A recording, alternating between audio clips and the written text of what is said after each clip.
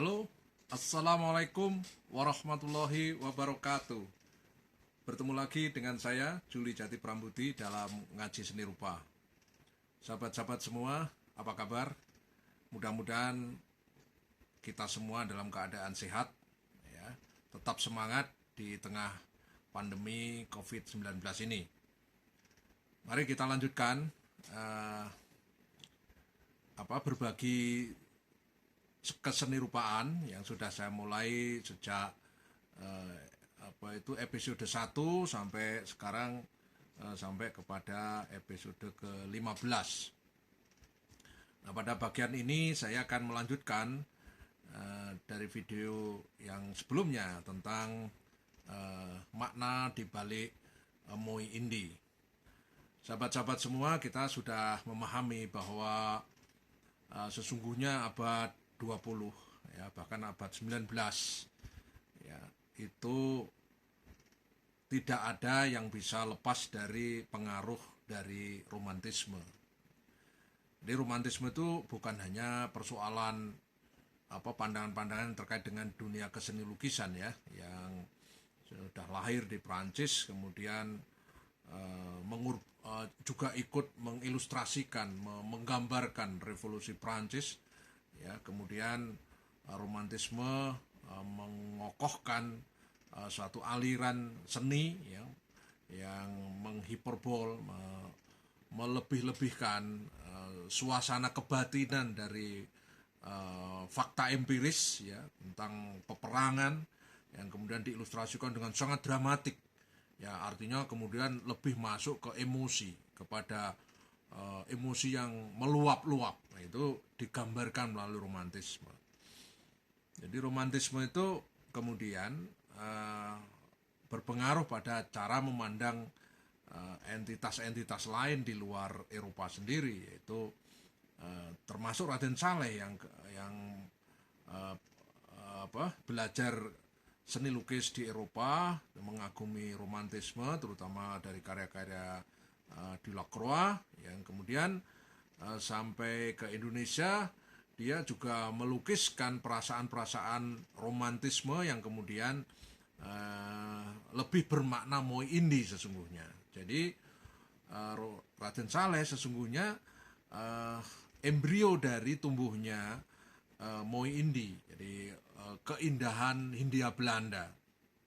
Ya, terbukti dari karya-karya Raden Saleh memang bersikutat tentang hal seperti itu, ya, jadi tentang bentangan alam yang luas, yang mengilustrasikan gunung, lalu gunung yang kebiru-biruan, yang langut jauh, ya, ada di Cakrawala, kemudian langit yang biru, sinar matahari yang bersinar terang penuh.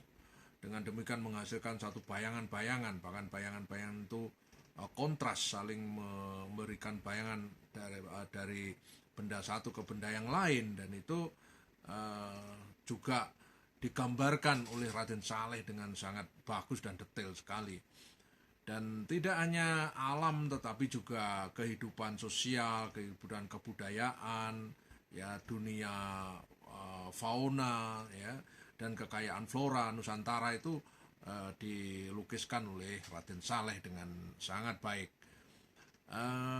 Hal ini sekali lagi itu menggambarkan satu cita rasa Moi Indi sesungguhnya. Sekalipun istilah Moi Indi itu memang mulai dikenal setelah zaman Raden Saleh, ya, yang seperti sudah saya ceritakan pada video sebelumnya.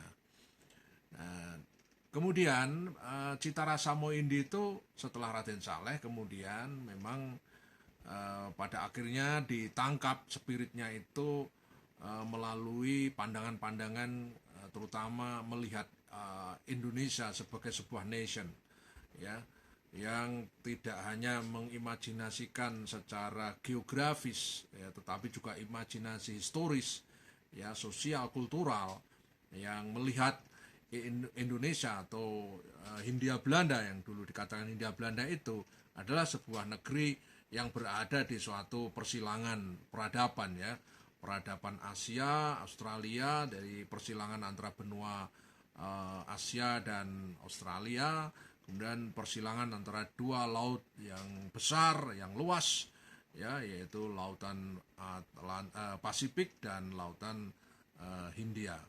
Dan ini yang kemudian menjadikan Indonesia secara faktual, secara kodrati kita itu hidup di persilangan, ya. Tidak hanya persilangan geografis tapi juga persilangan kultural, ya, persilangan politik, ya. Ya, Soekarno sering mengilustrasikan bahwa Nusantara atau Indonesia itu suatu negeri yang adil, gemah ripah loh jinawi toto tenten karto Raharjo, ya. Itu dia sering mengutip kata-kata yang sering diucapkan oleh Pak Dalang, ya, ketika dia membuat lakon-lakon wayang, itu selalu mengilustrasikan suatu negeri yang gemah ripah, yang makmur, yang sentosa, yang terbentang gunung, sungai, ya, dan kehidupan yang damai. Dan itu semua adalah sebuah konstruksi tentang Moi Indi itu. Nah, ini yang kemudian juga diobsesikan terus oleh Soekarno, semangat cita rasa Moi Indi itu di dalam dia ketika menjadi presiden itu dia membuat satu jejak-jejak Moi Indi itu makin melembaga.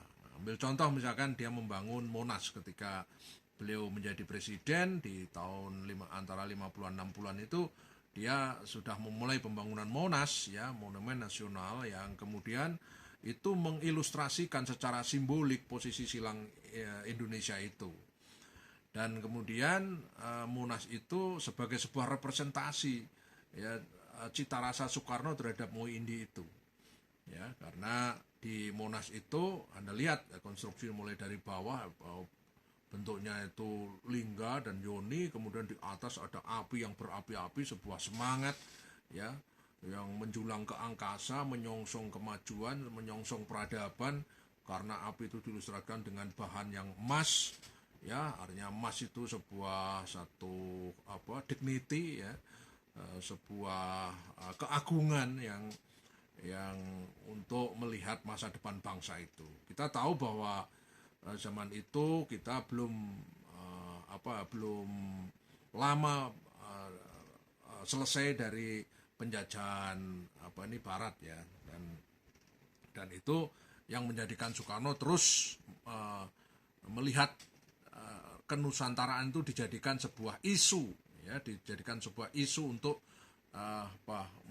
menguatkan emosi kita, menguatkan imajinasi kita tentang bangsa ini, kebesaran bangsa ini.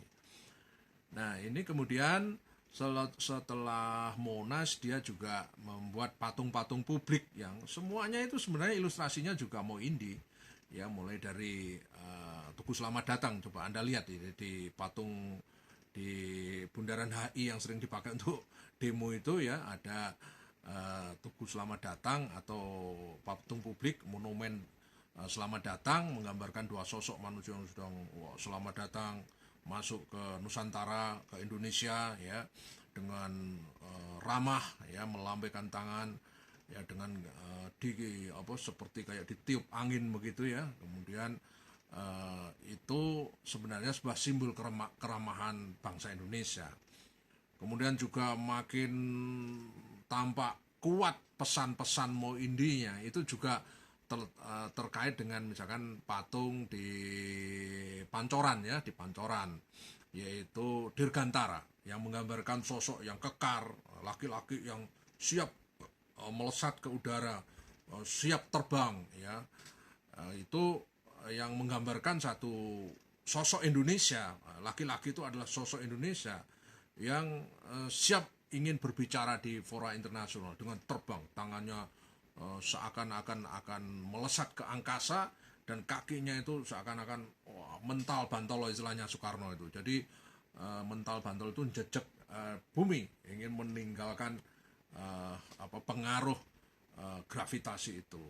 Sosoknya itu melesat, ya, ingin melesat ke angkasa. Sayang patung itu sekarang diapit tol sehingga pandangan yang luas yang dulu bisa dilihat dari berbagai sudut, ya, dari berbagai arah dengan sangat megah karena letaknya di tengah, tidak diganggu oleh apapun, sekarang dikepung oleh pembangunan modernitas yang seringkali tidak melihat satu pesan-pesan sejarah yang luar biasa itu.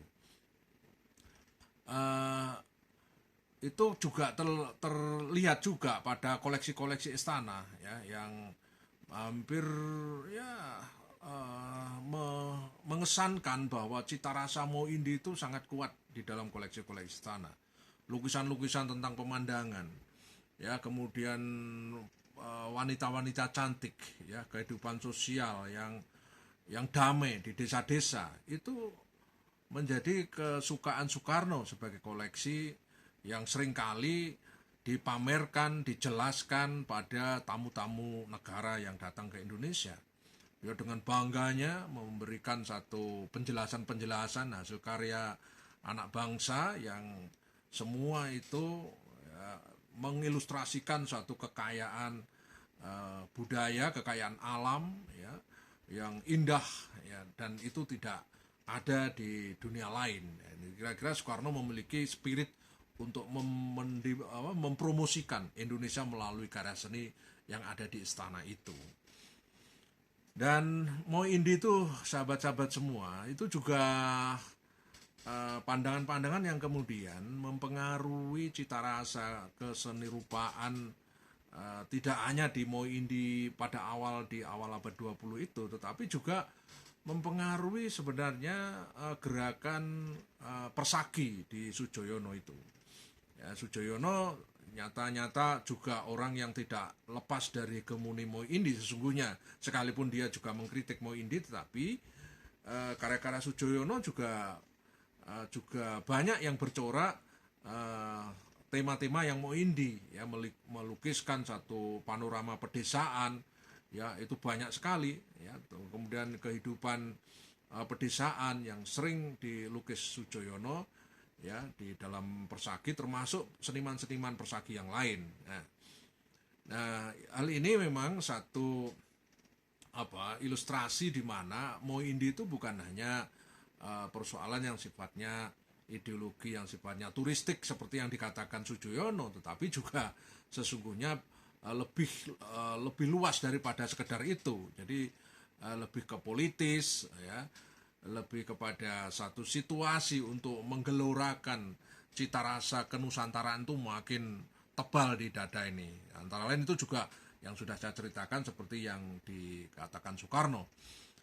Nah, hal ini juga sebenarnya bisa kita pandang sebagai sebuah perspektif ketika manusia yang bangsa yang memang setelah keluar dari penjajahan itu membutuhkan satu impresi-impresi baru untuk meneguhkan satu perasaan kohesivitas terhadap bangsa ini, sehingga ada namanya sense of belonging ya.